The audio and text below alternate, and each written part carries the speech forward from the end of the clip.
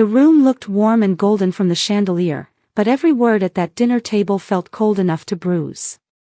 Marla was the first to speak, her voice flat. Mom brought it on herself. My daughter sat beside her husband, Lucas, wearing a beige dress that drained what little color she had left. She kept her eyes down, slicing a cucumber into tiny pieces as if the cutting board might explode if she looked at me.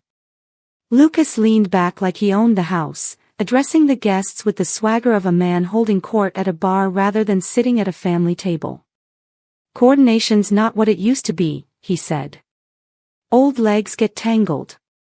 She tried to climb up to the attic yesterday. Can you believe that?" He grinned. "I told her, 'Where you going, old lady?' But she wouldn't listen. Down she went. Lucky she didn't break her neck." He laughed. The guests didn't. Their smiles were tight, brittle. I looked at Marla. For decades, I performed surgeries, repaired bodies, restored lives. I'd held human memory between my fingers, seen speech and fear mapped out in flesh. But I couldn't find a single moment in my mind explaining how I'd lost my daughter, when she'd stopped being mine and started echoing a man who didn't deserve a shadow, let alone a wife. "It was an accident," she said softly, finally raising her eyes. Fear flickered there, not for me, but for herself. But it was a necessary lesson. "Mom, you need to respect the head of the family. You're retired. You don't give orders anymore." My stomach clenched painfully. I hadn't eaten in nearly a day, not since Lucas demanded the deed to my condo and threw me against the hallway wall when I refused. My broken arm throbbed in rhythm with the old grandfather clock ticking in the corner. Tick. Tock. My father's clock.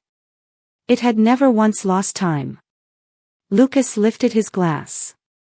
"To discipline," he declared. "There's gotta be order. There's hierarchy. The one paying the bills runs the house. The one living on charity keeps quiet." He emptied his drink and speared a mushroom as if nothing he said was outrageous. Something inside me shifted, not rage, not fear. Something colder. The same stillness I used to feel in operating rooms when the anesthesiologist said, "Patient's ready." That calm where emotions became background noise and only precision mattered. I didn't cry. Pity was for people expecting rescue. I expected nothing. At the far end of the table, the clock clicked forward. 7:59 p.m. Lucas kept chewing, confident he'd cracked me open and found nothing inside worth respecting. Confident he'd won. I straightened as much as the pain allowed. "Lucas."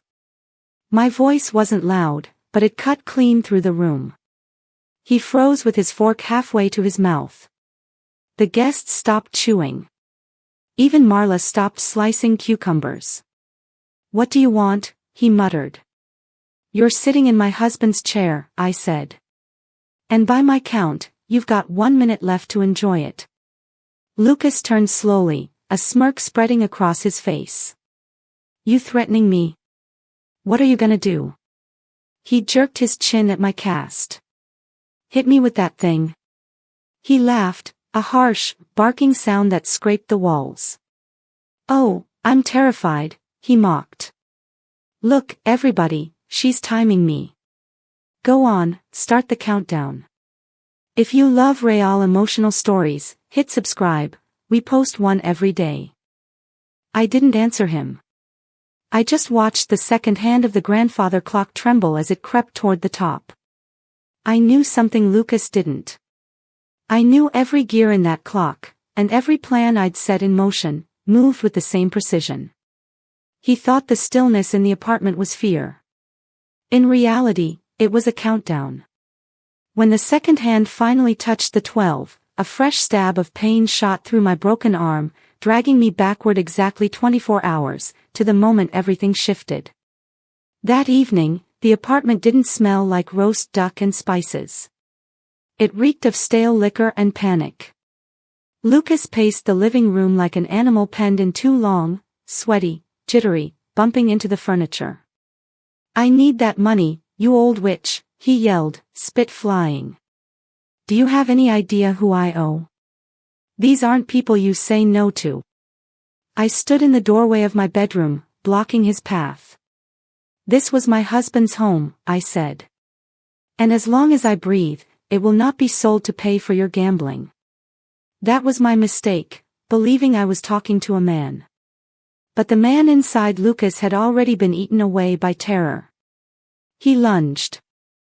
I saw his blown pupils, the bloodshot whites of his eyes, and then the shove, all of him thrown forward at once. I flew back. My right arm shot up to shield my face from the doorframe. Crack. I knew that sound too well. A clean break.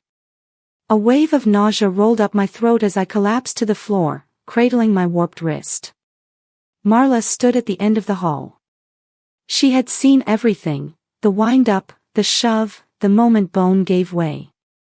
But she didn't come to me. She pressed her hands to her cheeks and whispered, trembling, "Mama, why do you always provoke him? Just sign the papers." Lucas stood over me, panting. "See," he said. "Your fault. You tripped." He yanked the landline from the wall, then snatched my cell phone. "No calls. You sit here and think. The notary's coming tomorrow. You sign, or I put you in a home. Tell everyone you're losing it. I got people who'll back it up." He locked the door behind him. Alone in the dark, burning pain radiating through my arm, I reminded myself who I used to be. Not some fragile widow. Not a burden. I was Dr. Evelyn Haynes, and panic was a luxury I never allowed myself in the operating room. I crawled to the old wardrobe, gritting through the pain. On the bottom shelf, my hand found an old leather satchel, my emergency kit. Not scalpels anymore, but a few other essentials. A vial of painkiller. A syringe. And an old flip phone I charged once a month out of habit. I injected my arm, my fingers trembling. The phone flickered alive. Who to call? Not 911, Lucas drank with half the precinct every weekend. They would tip him off before they helped me. I needed someone untouched by this district's rot, someone who existed above the reach of men like Lucas. I closed my eyes.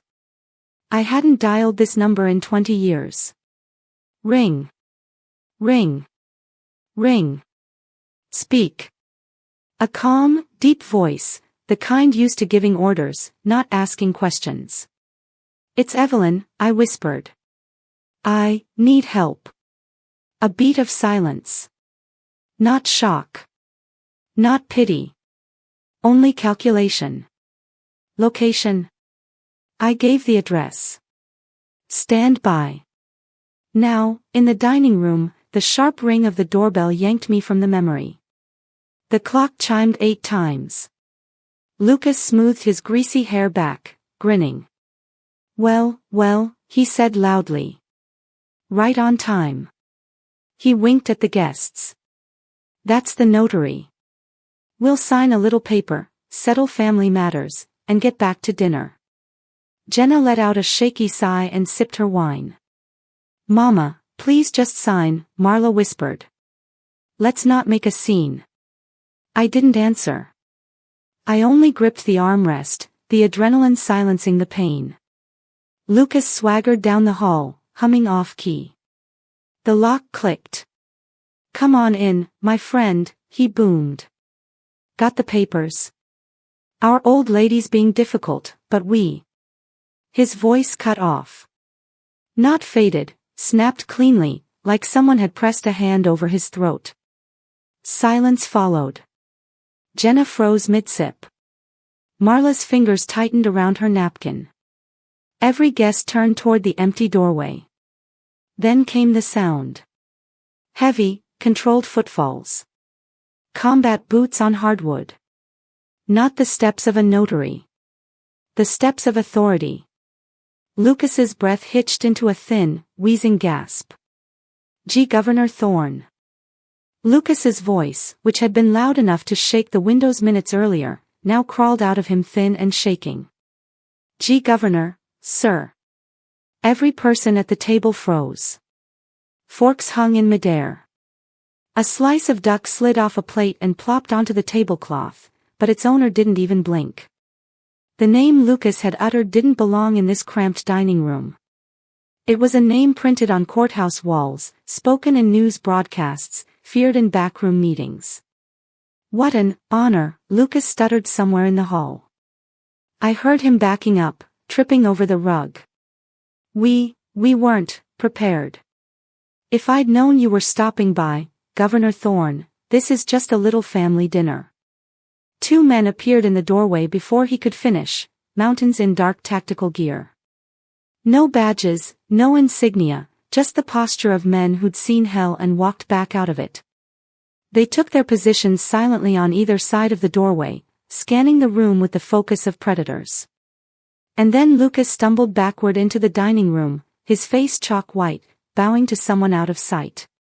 Everyone, up. Stand up. The governor. Thorne stepped into the room. He looked older than when I last saw him, hair silvered, lines deeper around the eyes, but those eyes were unchanged. Clear. Sharp. Cutting. He wore a charcoal suit that fit like it had been forged onto him, all quiet authority and unspoken threat. But the strangest thing wasn't his posture or the aura that silenced a room of 20 people. It was the small bouquet of wild blue hydrangeas held gently in his enormous hands. Lucas scrambled forward with a trembling hand extended for a handshake. Governor Thorne, sir, I'm Lucas Cartwright, deputy. Thorne walked straight past him. Didn't look at him. Didn't slow. Didn't acknowledge him any more than he'd acknowledge a lamp or a coat rack. Lucas was left hanging there, his hand suspended in humiliating emptiness. Thorne's gaze was locked on me. He crossed the room with measured, heavy steps, ignoring Marla's shrinking posture, ignoring the terrified guests, ignoring Lucas's panicked breathing. He reached my seat at the head of the table and stopped. His eyes swept over the untouched food, then to my bare plate, then, slowly, to my cast. His face drained of color. A muscle ticked in his jaw. The rage in him wasn't loud. It was tectonic. The grandfather clock behind him ticked in the silence. Tick. Tock. Then the governor of the state, the most feared man in 40 counties, dropped to one knee beside my chair. His immaculate suit touched the hardwood floor. He set the bouquet beside my empty plate and took my uninjured hand into his, careful, gentle, reverent. The warmth of his palm traveled up my arm like a flood. Miss Evelyn, he said softly, his deep voice vibrating the crystal on the table. His eyes flicked again to my empty plate. You told me you fell.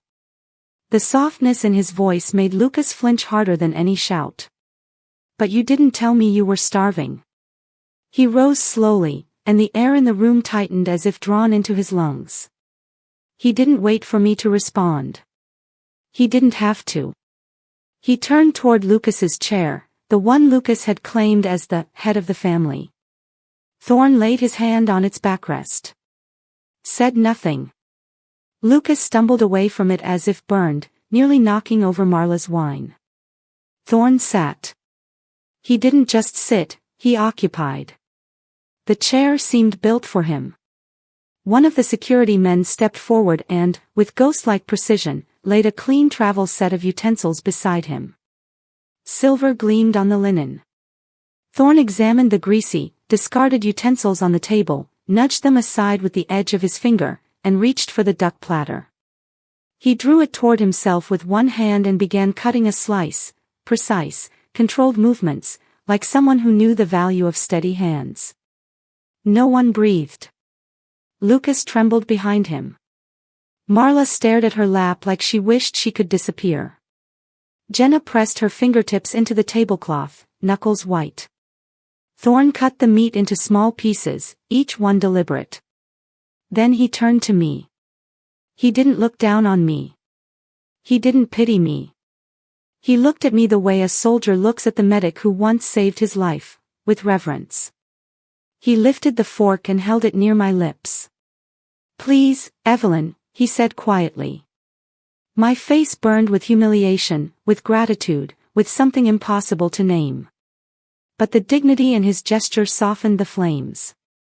It wasn't condescension. It was protection. Protection I had earned, long before any of these people at my table had been born. I opened my mouth and let Governor Thorne feed me. The duck was still warm, rich with seasoning, the sweetness of apples cutting through the fat. My body reacted instantly, a slow, aching relief spreading from my stomach through my limbs, like blood returning to a numbed hand. He waited as I chewed. No impatience. No pity. Just presence. When he saw the sharpest edge of my hunger had dulled, he set down the fork and folded the napkin with military precision. Then he spoke, not loudly, not angrily. But his voice carried the weight of a courtroom verdict. "One question," he said. "Who here delivered the so-called lesson to Miss Evelyn?" The room turned to stone. Lucas jumped first, a nervous laugh bubbling out of him, thin as spider silk. "Oh, Governor Thorne, come on, sir, really?" he babbled, trying to force his voice lower, steadier. "It cracked anyway. It's just an expression. You know how families are. Things get exaggerated. Evelyn is fine, we take great care of her." He moved forward as if to prove his innocence, but one of the guards stepped sideways and blocked him with a single, immovable shoulder. "Older folks lose their balance," Lucas continued, tapping his temple in a gesture he thought looked sympathetic but only made my stomach twist. "Coordination issues. She got up at night, went for water, and, well," he snapped his fingers. "Down the stairs." Marla nodded frantically beside him, eyes glossy, mimicking every word like it was a script she'd rehearsed. "Yes," she jumped in. "Exactly. She fell. We were terrified. She refused a doctor, can you believe that?" She pressed the back of her hand dramatically to her forehead. "We take such good care of her, Governor. Truly." I swallowed my last bite. The pain in my arm pulsed, but my mind was clear now, sharp as the instruments I used to hold. "Lucas," I said. He flinched, startled by the strength in my voice. He shot me a warning glare, a silent order to stay quiet. "What, Evelyn?" he said through clenched teeth. "Need anything?" "There are no stairs," I said. "This is a single-level condo. Not one step." We had the thresholds removed when my hips started bothering me. Silence slammed into the dining room so hard the chandelier seemed to sway. Lucas's face drained of color in an instant. He opened his mouth but nothing came out. He had forgotten the very layout of the home he tried to steal.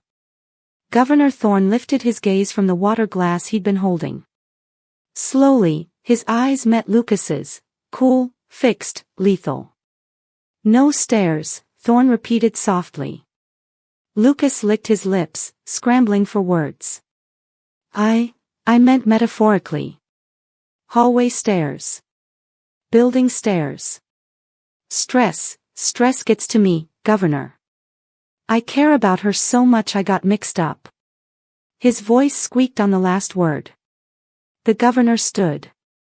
Lucas shrank back instinctively as Thorne approached him, step by deliberate step, until Lucas's back hit the china cabinet hard enough to rattle the plates. "Lying to a state official," Thorne said, his voice smooth as polished stone, "is a misdemeanor. Lying during an inquiry," he leaned forward slightly, making Lucas's knees buckle. "A felony." He let that sink in before adding, quieter, darker. "But lying about harm done to the woman who saved my life. That is a moral trespass I will not forget." He turned away from Lucas as if the man no longer existed and looked at me again. "Marla," I said softly. She jumped like she'd been slapped. Get my bag. Her hands fluttered like startled birds. Why, Mama? What for? Bring it, I repeated. She scrambled away and returned with my worn leather satchel, hugging it to her chest like it might explode. I nodded toward Governor Thorne. In the inside pocket, I said. There's something that clarifies the nature of these imaginary stairs. Thorne reached for the bag, but paused, hands suspended. He looked at me first, silently asking permission. When I nodded, he unzipped it. Before he could touch the contents, Lucas tried one last desperate gamble. Governor, wait. Lucas pushed himself forward, chest puffed out in a pathetic imitation of authority. Man to man. Official to official. Thorne didn't blink. Lucas continued, spreading his hands like he was addressing a boardroom. I'm the Deputy Director of Housing. You and I. We run this place. We know how messy families are. And Evelyn, he pointed at me dismissively, like flicking lint from a lapel. Her mind is slipping. Dementia. Delusions. It's heartbreaking, really. We've been trying to manage her episodes. Marla snapped instantly into character beside him. She attacked us, she cried, tears welling with perfect theatrical timing. You don't know what it's like living with her. She threw a vase. Lucas only tried to stop her, that's how she hurt her arm. The emptiness inside me expanded. My daughter. My own daughter. But Thorne didn't look at them. Not once. He watched me. He trusted my truth more than their lies. Marla, I said, my voice a scalpel. Take out the envelope. The one you saw earlier today. The one you didn't dare touch. She froze. He turned toward her. Do it, Thorne commanded. Marla's face collapsed. She unzipped the bag with shaking fingers and pulled out the large yellow envelope with the delicacy of someone handling a bomb. What is that? Lucas barked, panic sharpening his voice. Some delusional scrap. Medical incoherence. Give it here. Thorne plucked the envelope from Marla's trembling hands before Lucas could lunge. He didn't tear it open. He simply held it. And the weight of its presence alone was enough to make Lucas sway on his feet. Thorne lifted the X-ray from the envelope and held it up toward the chandelier. Light splintered through the crystals, illuminating the film until the pale outline of my bones glowed like chalk on black paper. The fracture stood out sharply, an ugly, slanted break running across the center of the radius. Lucas let out a strained snort, trying to sound dismissive. See? Told you. She fell. Looks exactly like it. Thorne lowered the film slowly. When he met Lucas's eyes, the change in him was frightening, no warmth, no civility, just the cold, measured focus of a man who had seen too much violence to mistake its signature. I completed 2 tours overseas, Thorne said, his voice level and lethal. I've seen every kind of fall the desert can deal out, off trucks, off scaffolds, out of moving convoys. When someone falls forward, they brace with their palms. The fracture happens here. He tapped a point near the wrist on the film. Then he tapped the break that sliced across the mid-forearm. This, he said, stepping toward Lucas until the china cabinet rattled, only happens when someone lifts their arm to shield their skull from a blow. A blunt strike. Something heavy. Delivered from above. Color drained from Lucas's cheeks. He opened his mouth, but nothing came out, his earlier lies dissolving under the plain, stubborn truth of anatomy. That's a defensive break, Thorne said, flicking the film onto the table. It landed at the center of the potato salad with a disgusting slap. She didn't fall. She protected herself. Thorne turned toward his head of security. Major, he said, calm as winter air, contact the DA. Full audit. Every contract, every approval, every dollar that passed through Deputy Director Lucas Hill's hands for the last 5 years. Start with his personal accounts. Yes, sir, the major replied, already lifting his radio. When do we begin? 5 minutes ago, Thorne answered. Lucas understood instantly. The words hit him harder than any punch. His whole face sagged, then contorted. The panic he'd been fighting broke through like a dam collapsing. You can't do that, he shouted, spittle hitting the table. You don't get to ruin me. I'm not some nobody you can crush. I run this building. This is my home. I'm the one who keeps the lights on. He jabbed a shaking finger at me, she's nothing. Just a burden. His voice cracked into something wild and animal. This is my place, you hear me? Mine. Before anyone could react, he lunged, straight at me. Marla shrieked behind her hands. Jenna pushed her chair back so fast it scraped like metal. The guards moved, but they didn't need to. Thorne stepped forward. No shouting. No grand gesture. He simply rose and placed himself between us, his presence alone enough to stop Lucas mid-charge. Lucas slammed to a halt as if he'd run headfirst into a wall of stone. Sit, Thorne said. Just one syllable. But it wasn't a suggestion.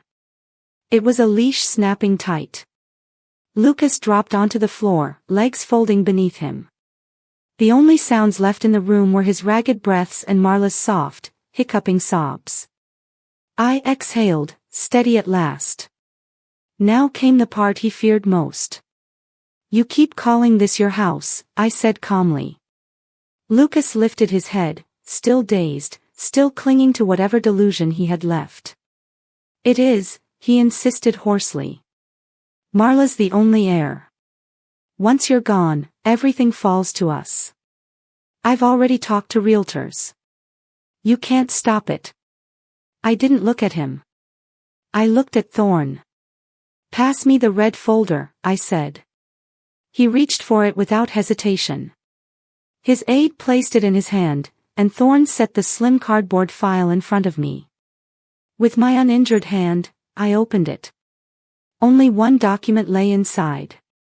One page, aged slightly yellow, but bearing the crisp watermark of the city and ink that still carried weight. Lucas, I said, rotating it so he could read the title. You broke my arm trying to force a signature. You starved me. Threatened me. Screamed that you'd sell this condo the moment I died. He blinked rapidly, trying to focus on the page. But you made a beginner's mistake, I continued. You never checked the registry. His face twitched. You assumed I was just some confused old woman who didn't understand paperwork. I tapped the heading with one finger. This is the deed of gift, I said. Filed in 2014. Your home, your prize, isn't mine. I donated it to the hospital board in honor of my husband and my career. Lucas's jaw fell open. And the only condition, I added, is my lifelong right to live here. Marla's sobs stopped like someone had closed a faucet. Lucas's groan sounded like something wounded and cornered. He covered his blotchy face with both hands and swayed where he sat on the polished hardwood floor of the state-owned dining room. He finally understood. He hadn't just lost tonight, he had lost a decade ago, the moment he decided I was a resource, not a person. I felt no pity watching him crumble. His last hope had disintegrated the second I snapped the red folder shut. You beat me for a piece of paper that was worthless to you, I said, my voice calm, steady. You fought for smoke. For a ghost. His shoulders shook. He lifted his head, and something like a broken sob escaped him. All the arrogance evaporated, leaving a raw, animal fear behind. Then he slid downward completely, his expensive suit bunching as he sprawled on all fours and crawled toward me. His hands, sweaty and desperate, dragged across the floor, leaving streaks on the chair legs as he clung to them. Evelyn. Evelyn, Mama, he stammered, his voice cracking. Please. Please forgive me. I didn't know, I swear on everything, I didn't know. It was stress. It was the job. You know how it is where I work, right? His voice fell to a frantic whisper. They'll kill me, Evelyn. The people I owe. If I don't pay tomorrow, I'm done. You know what they'll do to me. Please, speak to Governor Thorne. He respects you. Ask him to help me. Buy me time. I'll work it off. I'll scrub the floors. It was nauseating. The same man who called me useless, who laughed at my broken bones, was now clutching at me like a child begging for mercy. Then his desperation twisted into something uglier. It wasn't me. Lucas shrieked. It was Marla. She put the idea in my head. He flung an arm backward toward the table without even looking at his wife. She wanted the money. She said, your mother's old, she won't miss the condo. Sell it, invest it. I need a new car. She pushed and pushed. I tried to be a good husband. A sharp clatter cut the air. Jenna's fork hit the table. I shifted my gaze to my daughter. Marla's face looked drained of every drop of blood. Hands clasped to her chest, breath trembling, she stared at the man she married, the man now happily tossing her to the wolves to save himself. The horror in her eyes morphed into something feral.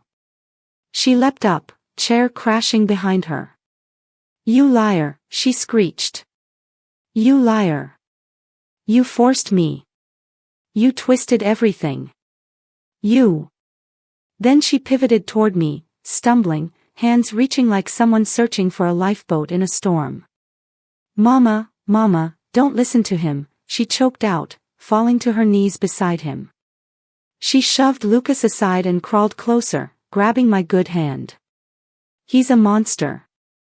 He threatened me. Hit me. I tried to call 911, but he ripped the cord out. Mama, I swear, I cried all night, I wanted to help you. Her mascara smeared down her cheeks like melting ink. My baby girl, she stammered, I love you. I'm your daughter. Please. Ask Governor Thorne. Tell him I'm innocent. Please save me. I looked at the two of them, one stranger, one blood, both writhing at my feet. And I felt nothing. I gently pulled my hand from Marla's cold grip. The pain in my broken arm flared, sharp and grounding. Marla, I said softly. She froze, hope flickering in her eyes. You're lying. The hope went out like a candle in the wind. Mama, You didn't want to call for help, I said. My voice cut through the room like a scalpel. I remember every second.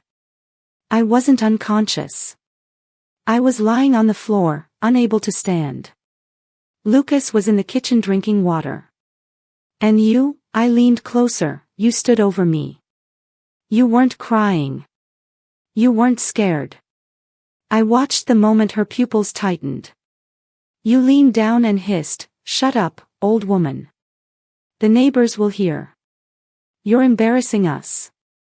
Marla jerked back like I'd slapped her. No denial came.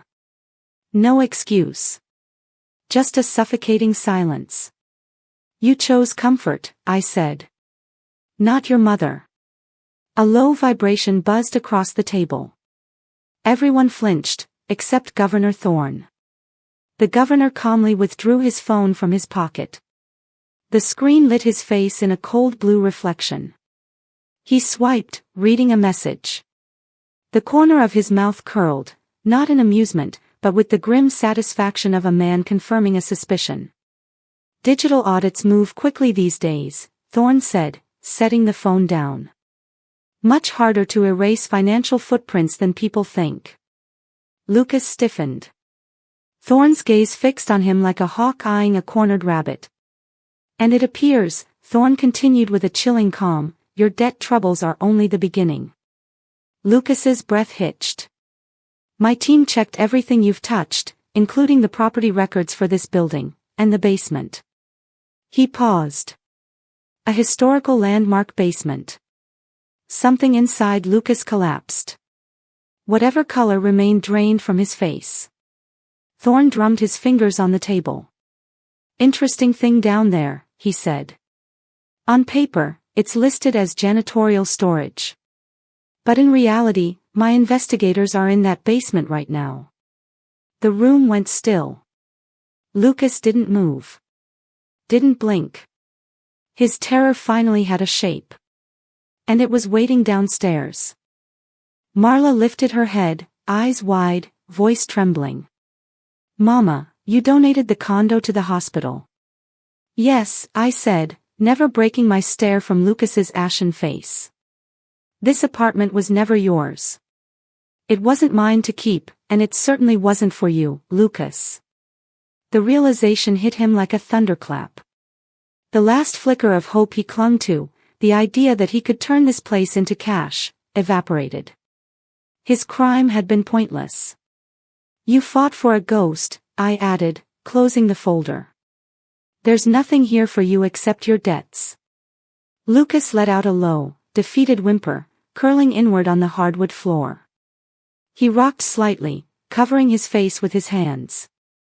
The sound was inhuman, the moan of a snapped string, a crumbling bridge.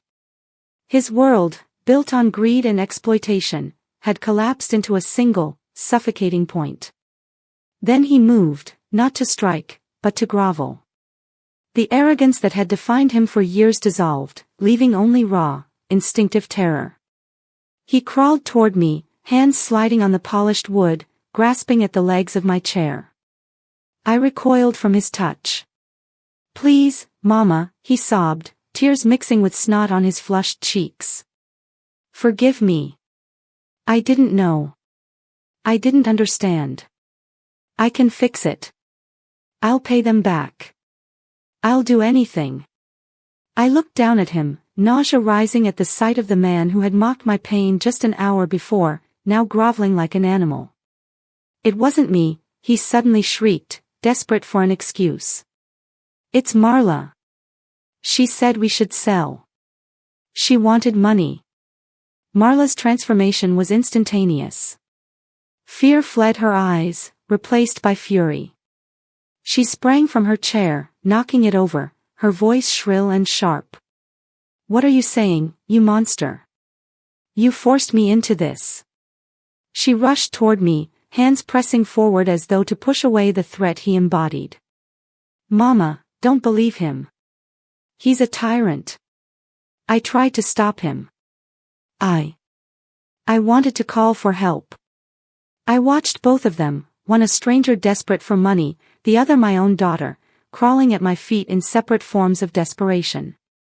My hand, throbbing from the broken bone, reminded me of reality. Marla, I said, calm but cutting, you are lying. Her face froze. Mama. I stepped closer, voice sharper than any scalpel. I remember everything. That night. I was on the floor in pain, and you didn't cry. You leaned down, hissed at me, shut up, old fool. The neighbors will hear. You weren't afraid for me. You were afraid of scandal. Of Lucas's career. Of your comfort.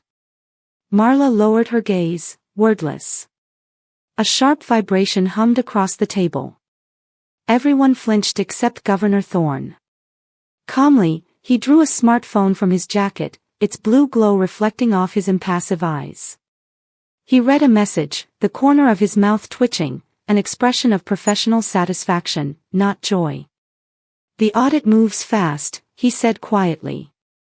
Digital footprints are harder to erase than blood.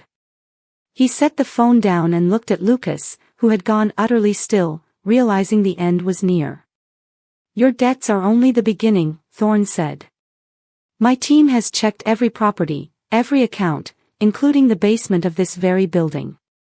Lucas's breath hitched. The basement. His face went pale.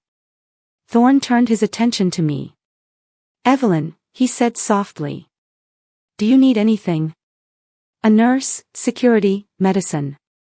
Just say the word. I shook my head. My gaze rested on the small plate that had survived the chaos, a single slice of red velvet cake, rich crimson layers, cream cheese frosting thick and inviting. One thing, Governor, I said, a genuine smile finally breaking through. He looked at me, ready to respond to any command. The fork. He raised an eyebrow, confused, but complied, sliding the plate and fork toward me. My casted arm lay heavy in my lap, useless. Slowly, with my left hand, I picked up the silver fork. It trembled in my grip, but I forced control. I cut a small piece of cake and brought it to my mouth. Sweet, smooth, perfect. I swallowed, tasting not just sugar, but victory, the reclaiming of my life, my dignity, in my own home, at my own table, without fear. I am not helpless, I said, my voice steady. I am a surgeon. I was just waiting for the right moment to operate. Thorne placed his hand over mine, steadying it, a silent acknowledgement of the strength and strategy one had shown.